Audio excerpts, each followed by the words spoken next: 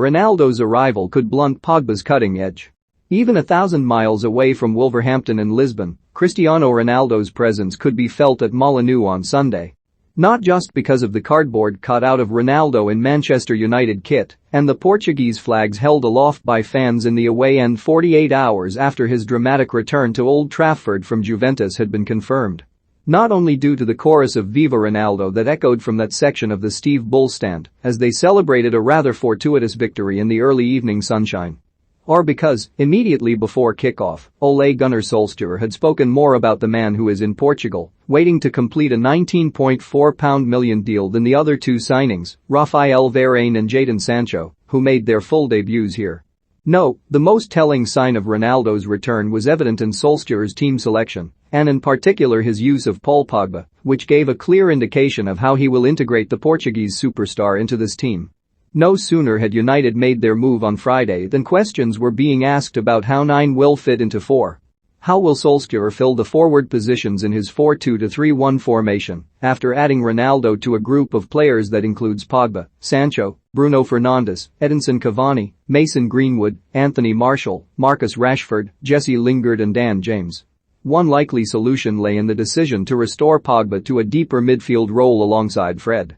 Scott McTominay may be injured, but Nemanja Matic replaced him at Southampton a week earlier, and the Serbian was left on the bench alongside Donny van de Beek.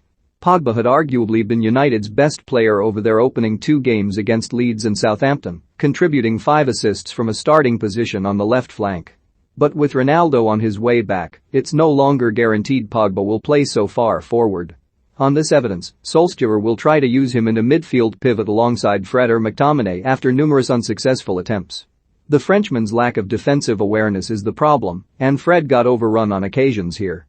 Pogba's creativity was certainly missed at Molineux, where his key contribution to proceedings was a crunching 50-50 challenge on Ruben Neves in the build-up to Greenwood's late goal. Mike Dean let it go, and Ronaldo will be well aware that Premier League referees are more lenient this season. Fernandes, who played a part in the effort to bring his compatriot back to Old Trafford, is still struggling with that one. He was booked for protesting to Dean about a series of tackles in the first half and had to be ushered away from the match officials at halftime by Solskjaer. Sancho, a natural right winger, replaced Pogba on the left, but United's £73 million signing was underwhelming again following subdued appearances off the bench in the first 2 games, and he made way for Martial in the 72nd minute. Cavani replaced James, which meant Greenwood switched to the right flank from where he made the crucial breakthrough. That meant Lingard stayed on the bench, and there will be even more competition when Rashford returns from shoulder surgery in a month's time. So how do you keep them all happy? United have been honest enough to acknowledge a move for Ronaldo wasn't planned. They were caught on the hop by events at Juventus just as much of the rest of us. Plans that have been carefully put in place since earlier in the year may have to be changed, possibly before Tuesday's transfer deadline and the submission of a 25-man squad to the Premier League. Previously, United insisted that Martial is going nowhere. They gave Cavani a new contract. West Ham have failed in their bid to sign Lingard. James has stayed despite loan interest from Leeds and Brighton.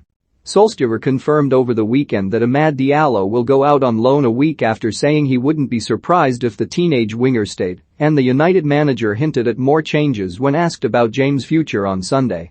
"I'm not going to discuss individual players and aims," he said. "There have been a couple of enquiries for some of our players, and with the signing of Cristiano, we may give less playing time to a few. Dan is a Man United player at the moment."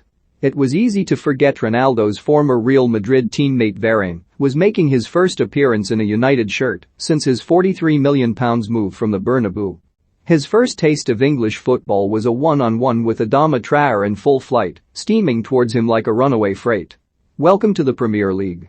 The Frenchman handled the occasion very well, though, and the highlight was a fantastic interception when Francisco Trincao broke through early in the second half.